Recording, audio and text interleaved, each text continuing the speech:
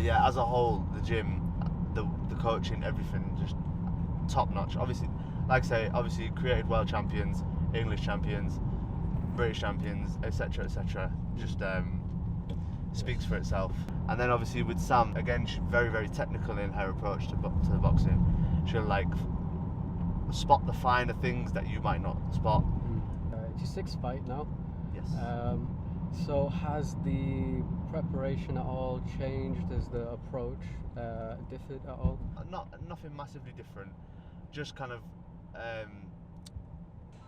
getting used to the coaches and how they operate and things like that. Yeah. Are there any internal preparations that goes on?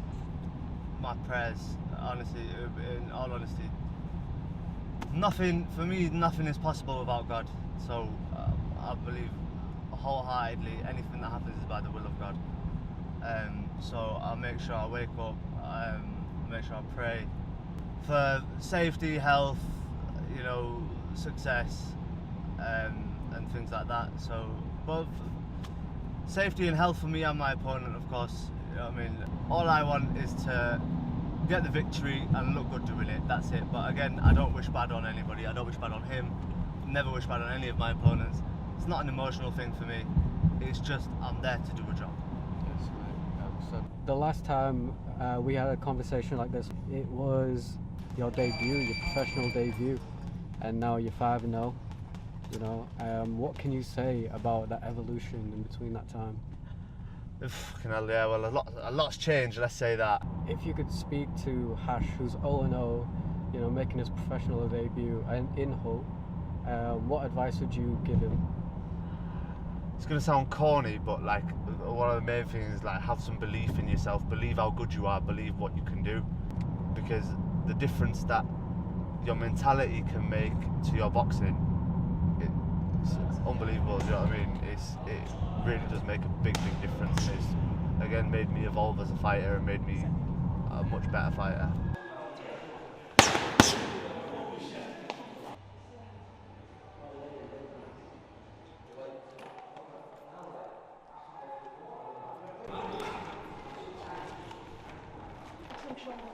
No tension going in. Nothing to be tense about. 10 times as good.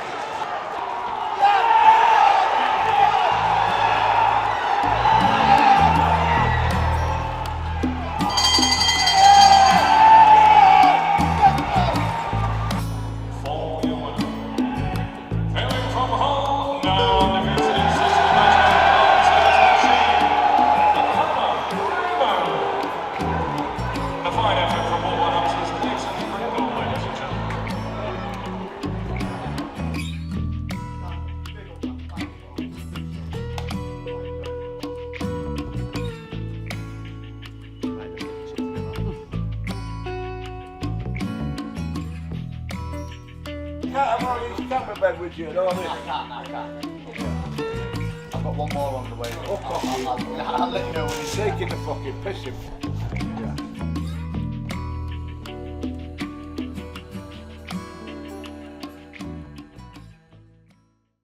Hey, where's my cheesecake? I'll get you some, bro, don't No, worry. you can fuck off now. He's the man. No, see, I'm the man. I'm the man. No, He's Mr. Cheesecake. He's put the t-shirt on now, Sorry, world champion in 2 years. Cheesecake master. Get some off him. Have you had some? I have, yeah.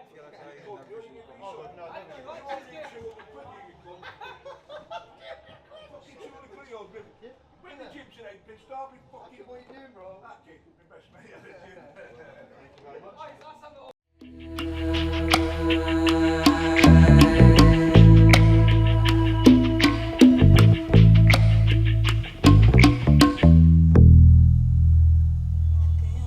Then you look into my eyes.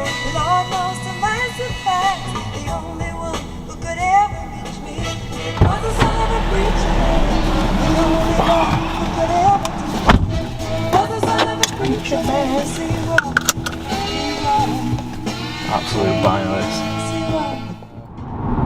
What would you say sets this gym apart from the other gyms?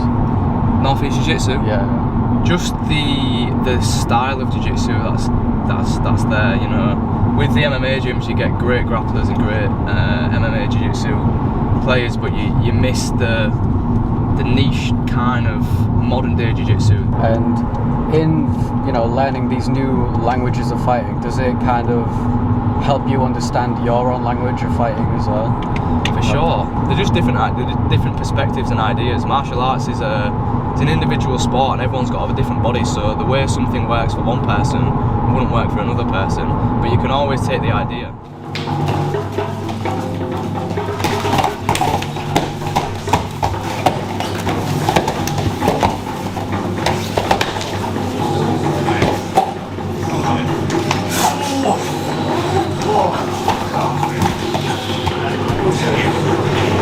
Joe Fields. For me, I want to get ahead. I don't want to ever get to a position where I'm like trying to play catch up. I want to get ahead now, and it always puts you in the best position. And I just want to. I'm a true martial artist. I'm not just trying to be a good fighter. I really want to be a martial artist and learn. You can never learn everything, but that's why I love martial arts. I want to learn as much as I can and be as well rounded as I can.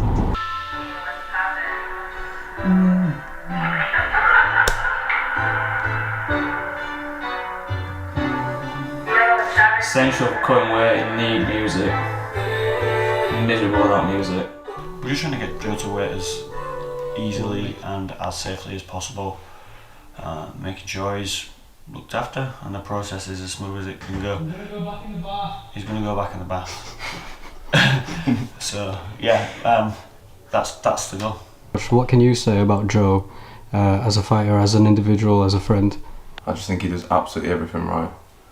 Like to the minute details. Every single little percentage he's trying to get. Whether it's Quite early doors to be doing that as yeah, well. mate, crazy. I've got absolute trust in that guy, what I mean? He's done absolutely everything. Every single little detail, mate.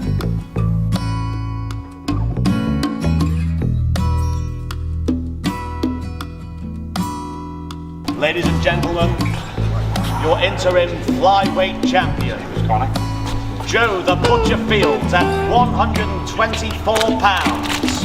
Next weight, well done, Joe. Well done, Joe. Should we get Walsh at the end?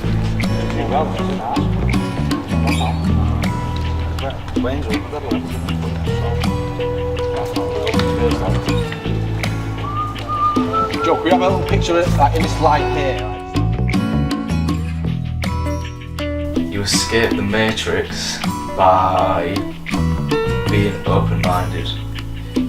That's the only way you can escape the matrix. Being open to ideas and separating yourself from your ego.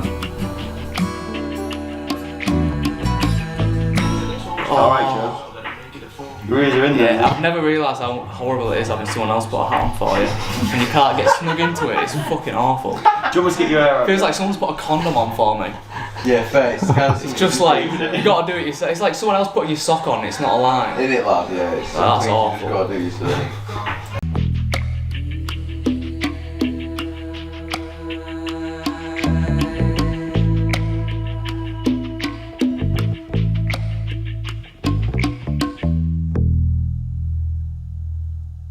Do you remember your first Interclub? I remember my first Interclub. Yeah, I was very nervous, very apprehensive. But I remember afterwards feeling like I'd gained a lot of experience. Felt much more relaxed about actually getting in the ring to have a fight. Nice. So if you could talk to that Andy, with the experience that you have now, what kind of advice, what kind of things would you tell him? Keep doing what you're doing, mate. Nice. Well said. Well said. It was pleasantly surprising how well quite a lot of people rose to the occasion, because these situations, even though it's not an actual fight, it is much different to the sparring room. It's different intensity, and with people's eyes on you, being able to perform in front of them is definitely a skill in itself. So yeah, it was nice to see.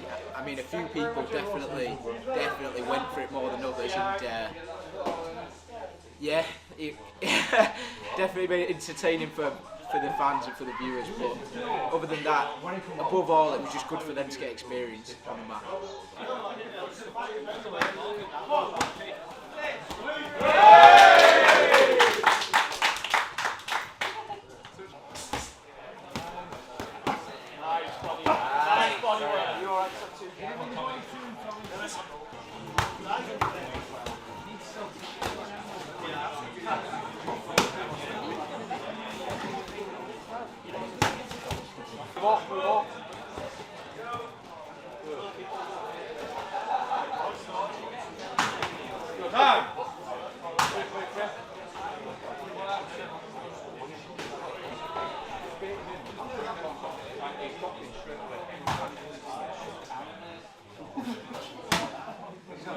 Go on, baby. Really strong there.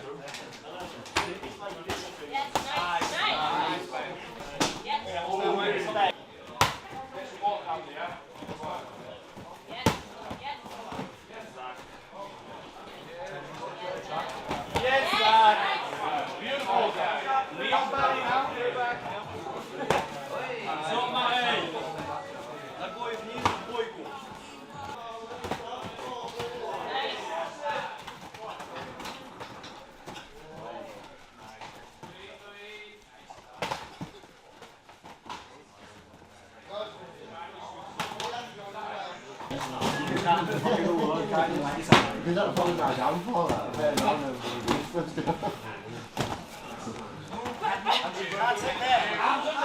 Pick it up. Wide leg. Pick it up to the right. To the right. There. Peace.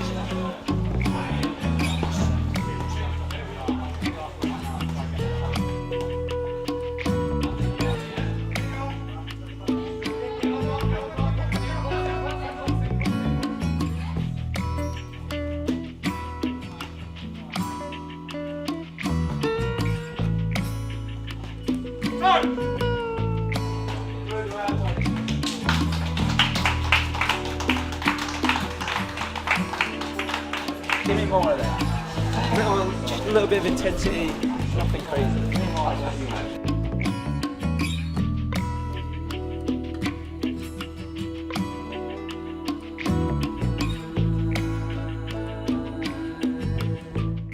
What kind of things were you looking for as a coach? Mostly for the guys to stay calm whilst they were doing it. I think that's really the role of a corner person, is just to help with the anxieties that people have when they're about to start fighting. So a lot of it was just reminding them of things that they already know, things that we've maybe done in classes as well. A lot of them are my students as well. So it was just trying to get them to do that work that they do on the mat in the ring.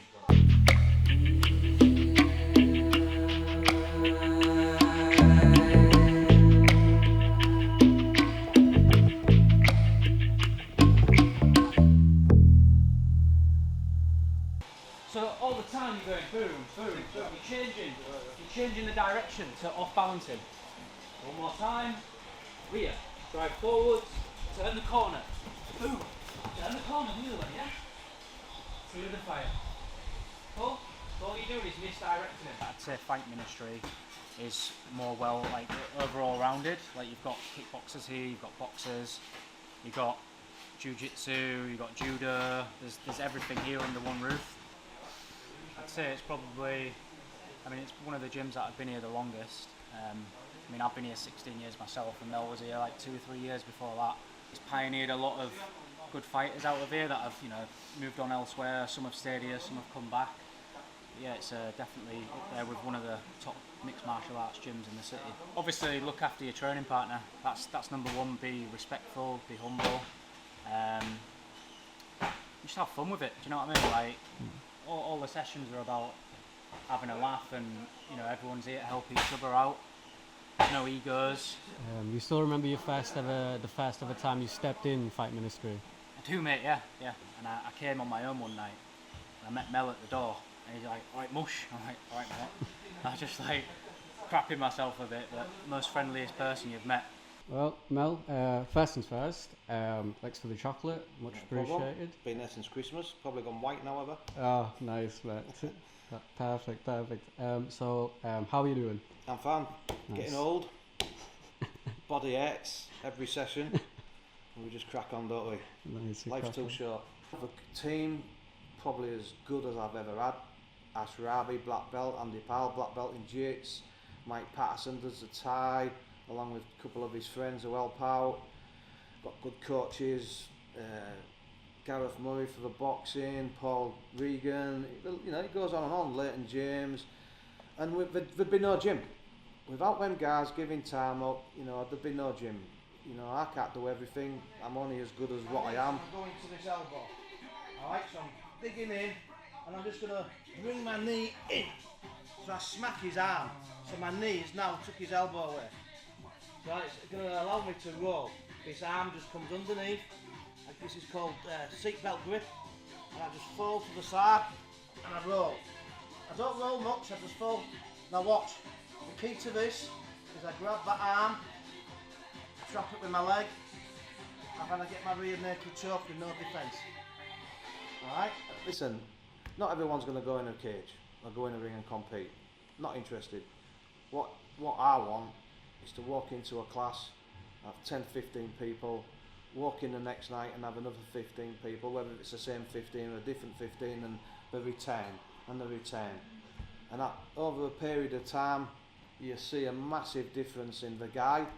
They might be shallow and quiet, the next minute they're coming in and being cheeky, and it's a build of character, massive, and you only get that through being regular. I think all the gyms are the same. They're all changing lives. Sam in Beverly, and Stu down Oxford Street, or in Levisey on Branzome, and it holds now a bit more on the map. Personally, it'd be nice to all of us to sit round the table, all the coaches, and have a chin wag now and again. I mean, a lot of people do go from gym to gym.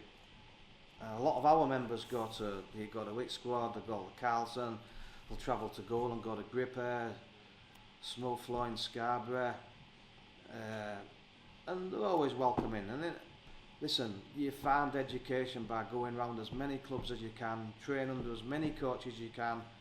But what can you say that Fight Ministry has that maybe these other gyms don't? Me? Nah, I'm only joking. A lot of learning, a lot of going back, a lot of realising that, you know, there's a lot of learning in front of you. And I'm 58 and I'm still learning every day you're learning. I know it's a bit of a cheesy cliche, but it never stops. Someone always comes in and will teach you something, or he's a little bit better than you. I want his knowledge, and that's all I look at.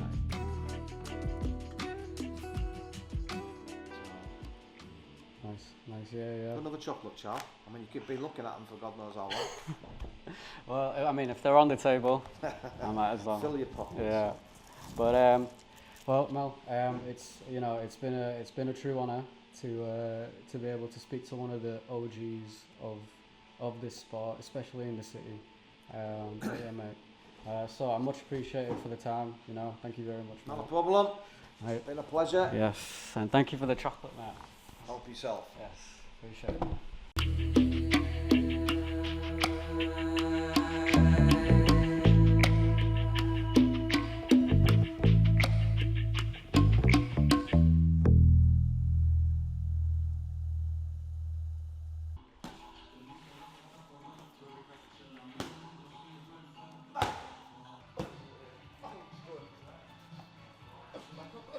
There we go.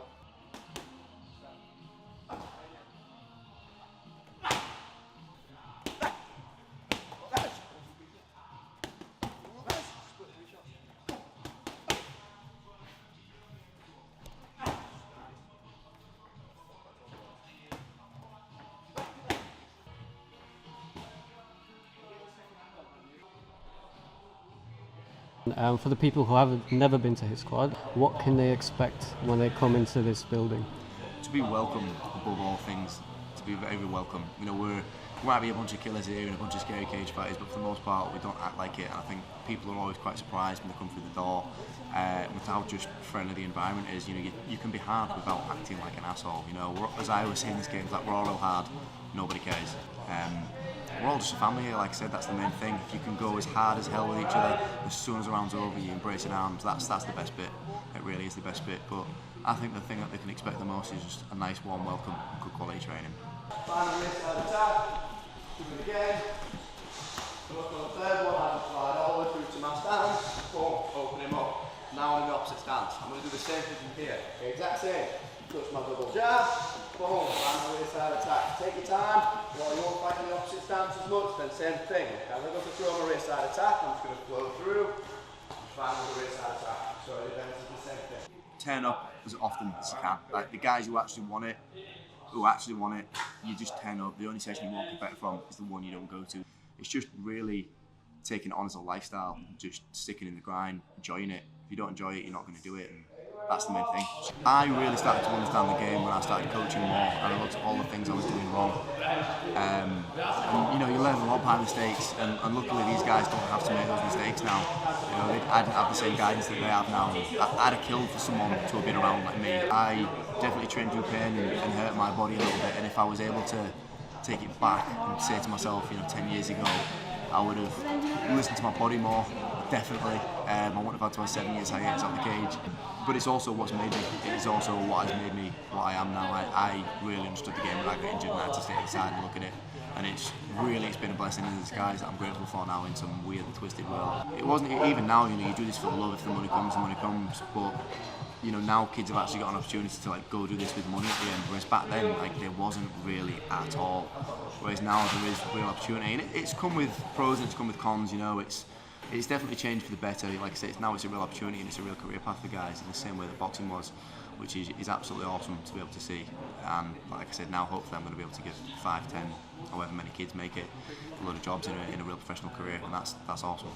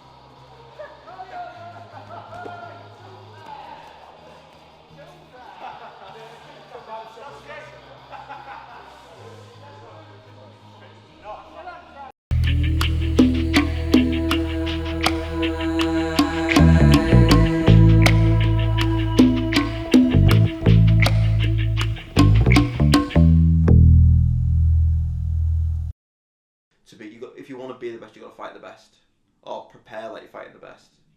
So that's what I do every time, and it's I think was one of the things that's got me so far in the sport.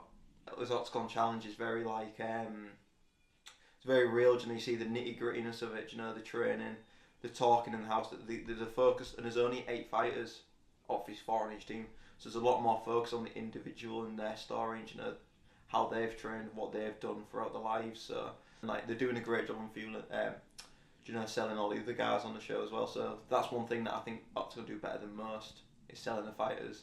And I'd 100%, you've got to watch it because I'm on it. I mean, from the conversations that I've had with you already, overall it seems like a positive experience. But good or bad, what has surprised you about that experience?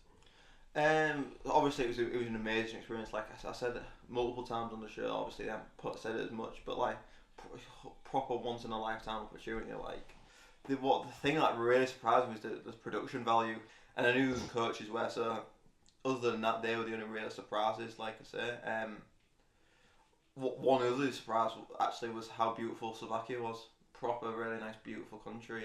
In Slovakia, I got to experience a lot of it, which was ace. Nice. Did you learn any Slovakian? I learned hello. Nice. It's just ahoy. Oh. Ahoy. Class. That was all I learned. Yeah, obviously when I was in Slovakia, obviously we had one of the pioneers of English MMA, do you know what I mean? Brad Pickett with us, and like he's pretty much seen it all, do you know what I mean? He's fought DJ, Uriah Faber, you know, some of the biggest names in MMA, like DJ is considered the GOAT, and do you know what I mean? And Brad beat him, so, and we also had the guidance of Akon, and like, for those that don't know Akon trains with Leon Edwards, who is currently the welterweight UFC champion of the world, so Akon's again, he trains at Renegade, phenomenal gym. What was it like to train with somebody who's also, I think his nickname's the Jedi, right? Akon, yeah. Yeah. So were you able to get a chance to talk about that kind of side of things with him? Yeah, so funny you say that. Not only is Akon a massive Star Wars fan, Brad's also a massive Star Wars fan. Brad's got a full room just full of Lego. And I was like, no way. And I was like, Brad, can you show me your Lego room, please? He showed me, honestly, just clone armies, every set. He says he's got every set, he just hasn't managed to build it yet. And I was like, bloody hell. And for Brad's stag do, he was Darth Vader, and everyone who went to was just dressed up as a stormtrooper, and he showed me the photos. It was ace. And obviously, me, Brad, and obviously Akon, his nickname's the Jedi. So we just got on very well talking about Star Wars all the time. So is there anything that you can say about Team Ireland? Like, to be fair, I can't say anything bad about them really. Obviously, like, there's some of the stuff they did, like, especially with, you know, like Jake, you know, that the t-shirt prank. I know saying, oh, whether it's, you know, someone's got to be the bad guy and the good guy. No, not that. You could just be nice and, you know, respectful. I felt like that was a bit unnecessary. And obviously, there's some comments that were said, you know, that were, you know, a bit shitty. But like, for the most part, I got on well with the Irish lads, because like at the end of the day, you can say as much as you want, but like at the end of the day, we're gonna fight. So like, you can say anything you want, but the end outcome ain't gonna change. Like, we're gonna fight in the cage and I'm gonna win. Do you know what I mean? That's how I go off it. And like, again, it's just words. Like, words don't mean shit. Especially in this game, like actions speak louder than words. And obviously there's the old saying, chat shit, get banged.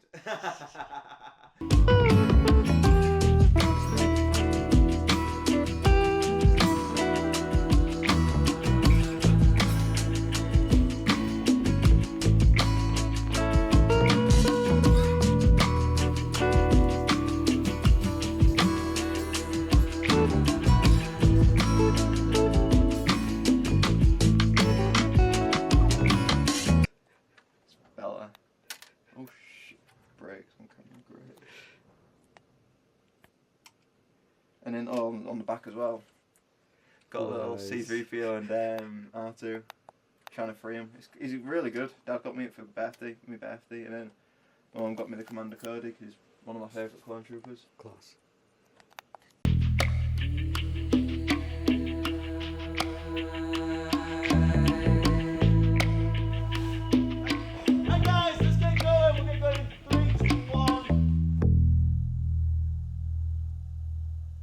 Well, let's talk about Beverly Combat Academy.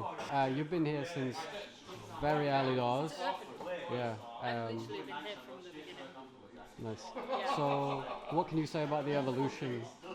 It was literally just flooring. There was Nice. nothing. And look at it now, like we've got cage, we've got bags, we've got, you know, amazing artwork on the wall, we've got a gym. Like, and that in the space of a year, so I'm pretty proud of us. For the people who haven't been to Beverly Combat Academy, what would you say to them, and why should they come here? I'd say they're probably missing out. Just come down for a couple sessions, try it out. Just you'll see how quick you progress.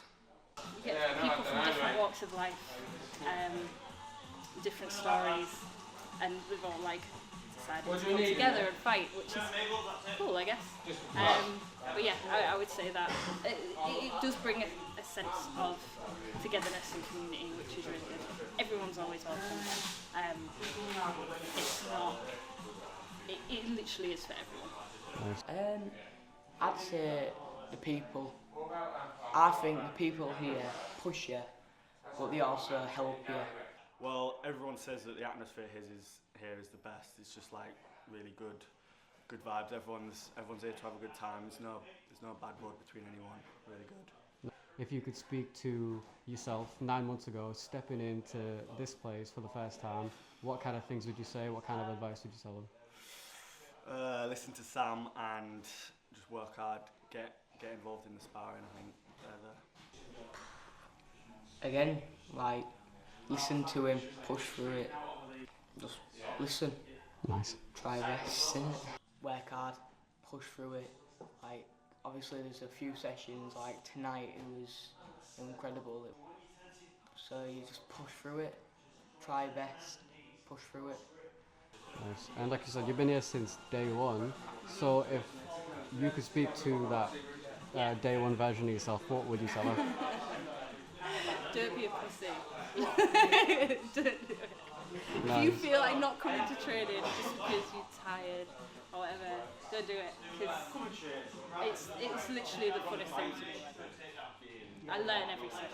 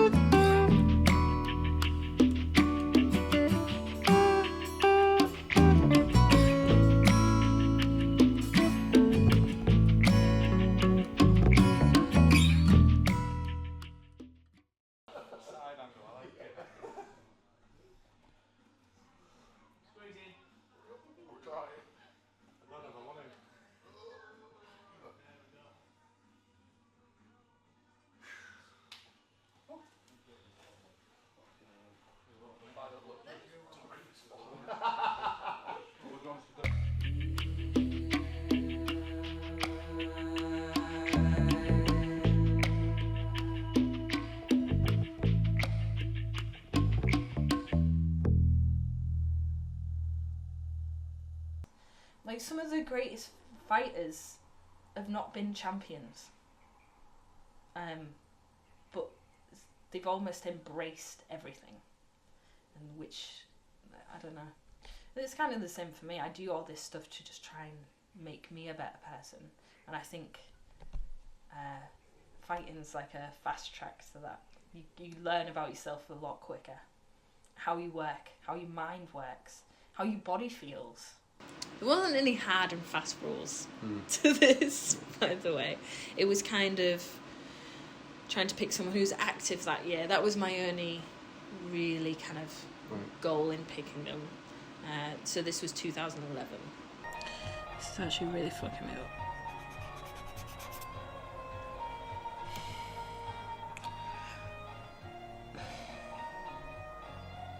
There's too many shades in his face. Just to get a good range of fighters across the years. I think the whole point of the 30 years of UFC, they're celebrating the 30 years from the beginning. Like, remembering all these fighters, all these fights, all these moments. And I guess I just kind of riffed off that. It's like they all have a place in the UFC and they all have a story. And oh my God, there's so many fighters that you could pick. And these are only just a few, but you do, as you do them, you learn about them and you remember them, and the highlights, the low points that they're remembered for. It's really cool just to kind of learn about people. If you'd have told me in October before I started this, the most memorable one I'll do is down 7, and it's the worst. And you know, oddly enough as well, is I don't know where it is. Yeah. But it's getting better. I'm still unsure though. I'm still not fully confident with it. I don't know why. So, I mean, what surprised you about this one? How long it took me. Definitely. Yeah, but I think that's more the fact that I had the time to do it, so I didn't have that constraint as much. But I didn't think I'd like make it last that long. I don't know. I really struggled with this one at the beginning. Really did not see it come together until like the end. It was right at the end. As soon as I put that dark shade in, because I think the picture's quite contrasting. Very poetic with John Jones. You know, it didn't get there until you added the dark shades in. You know. Yeah, never really thought about it like that. He had a really good quote about fear where he was like, the butterflies are in formation. Like my tattoo. Oh shit, no way. Yeah, so I heard that quote and I fucking loved it. I thought it just made so much sense in my head. And yeah, my next tattoo, I didn't really know what I was going to get. And then I was listening to that quote again, and it made me think of the MC Escher drawing, which is this, where it starts like just random shapes, and then it makes like this formation into like these beautiful intricate designs of butterflies. It just made me think of that painting, and I was like, makes sense.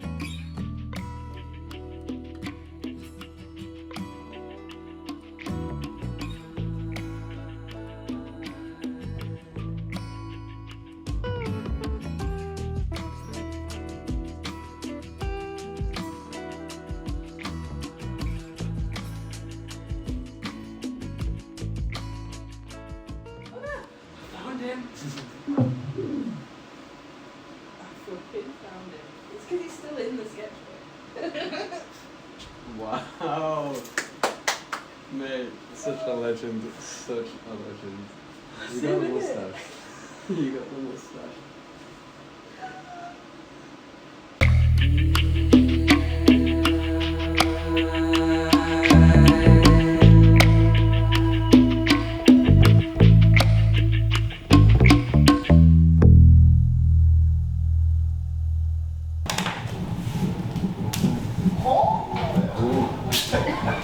Person who's been training a very long time, had a bit of time off, has been injured, had MMA fights with the gym, been training quite a lot on and off, and has been back on the mat for a while now. Square.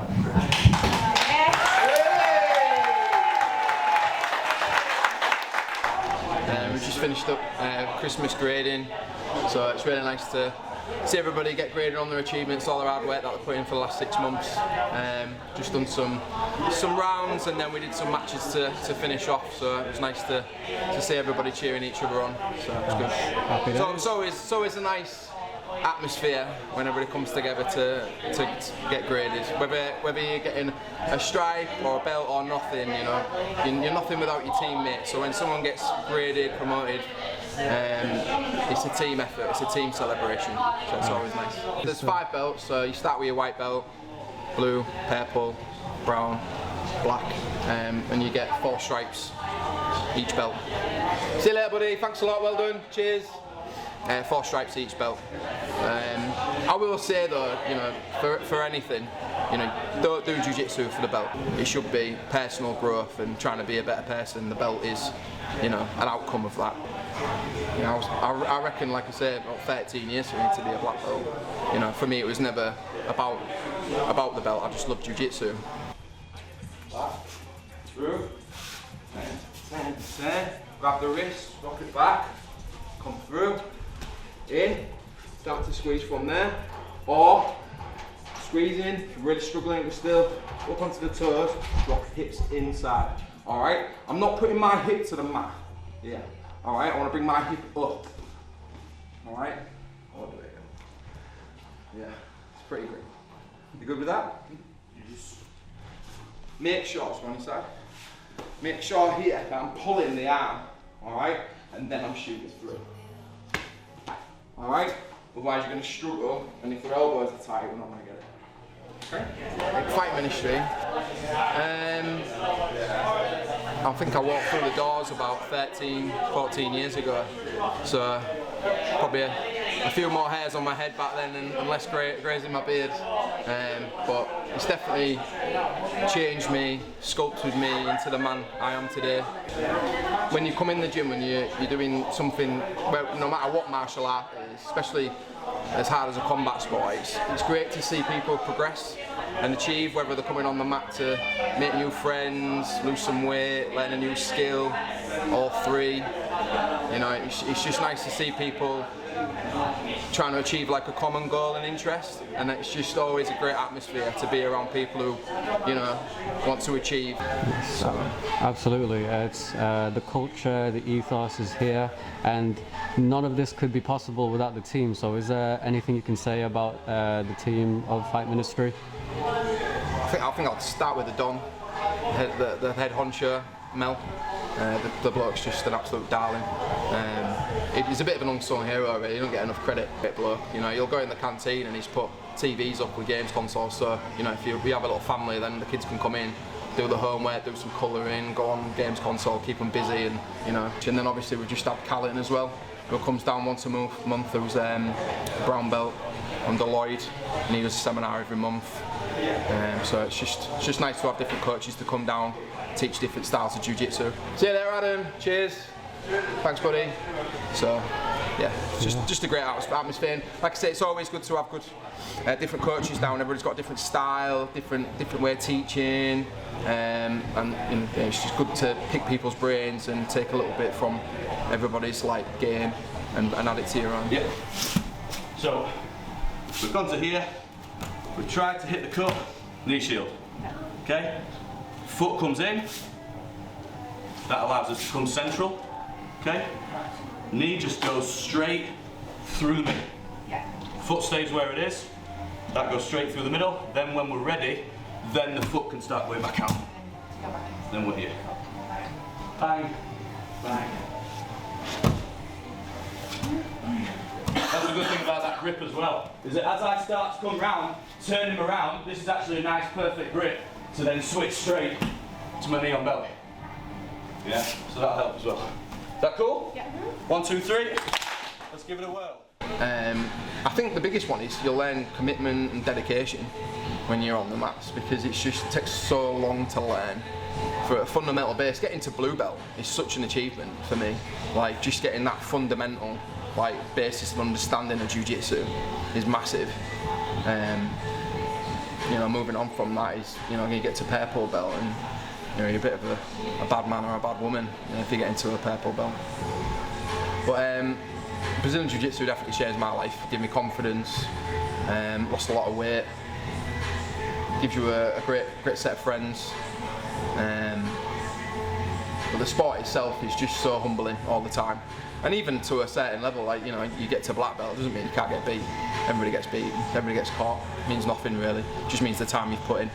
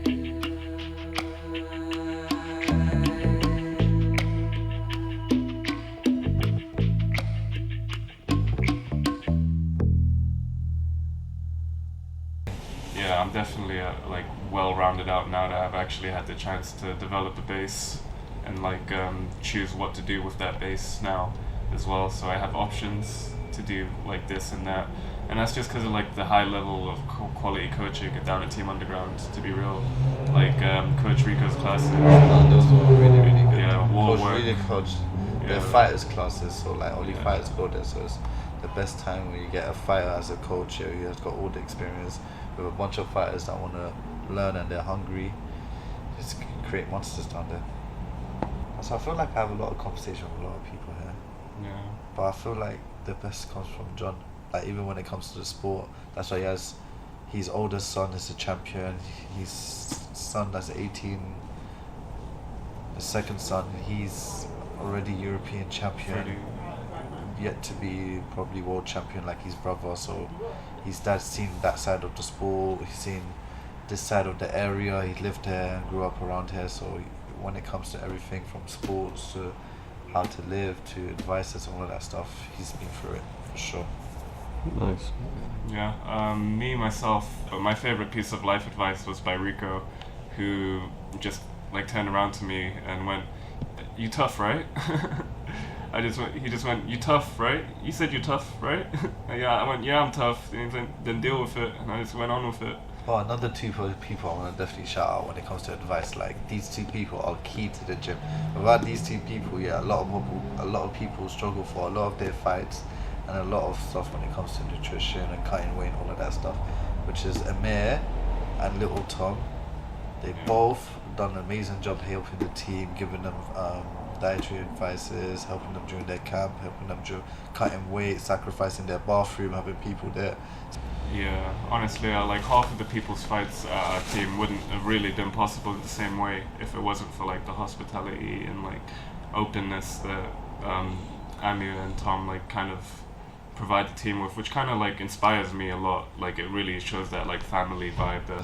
No, but Steve definitely should have the aux cord. I remember on the way to my first fight, he just slaps on like some 80s, 90s rock tunes, and everyone in the car is singing. Such a happy like environment. Everyone's just singing like Sweet Caroline. Karaoke. Yeah, we're just doing carpool karaoke together, and it takes off like so much of the edge. Like 3 fighters all in the car singing their heart out to like some Queen and stuff like that. Honestly, like I feel like stepping into a cage is not the hardest thing that we do on a daily basis. I feel like talking to our teammates and just the lives that we live, some of the things that like happen outside of the gyms and our daily like lives, it's way more stressful. Yeah. Like from all of that to fighting on the same show together, we thought it was nuts. Like, yeah. Like who would have imagined like I'm fighting with Ringo? I actually have someone to fight with. That's why when you're in the gym, you just met everyone at the gym. So it's not every day you can bring someone else from your outside life that you've known even longer from childhood. Yeah, I can say that I cared genuinely as much about his outcome as much as I did my own. And that kind of like took some pressure off of me in a weird way, because I was so like focused on my team wanting to do the best and wanting my like friend to do his best that it put my mind in the game. You know, I already consider a lot of people here to be my brother, and this guy has literally been one of my bestest friends from like secondary school. So fighting in the same cage, getting prepared, being nervous together, being honest with each other. Some moments like, bro, together. I'm so nervous. Both of the sono together. I remember I can't wait before him, so he's trying to there. I think he had like 1.5 kilos to go. I was like, stay there. You're not leaving, bro, until you cut all these weight. The more uncomfortable you are, the better you learn how to handle it. You need to be in very stressful situations where you feel like you're fighting for your life. Honestly, that's when you learn like what type of fighter you are. You want to be able to put yourself in those situations at times so that you can be familiar with it.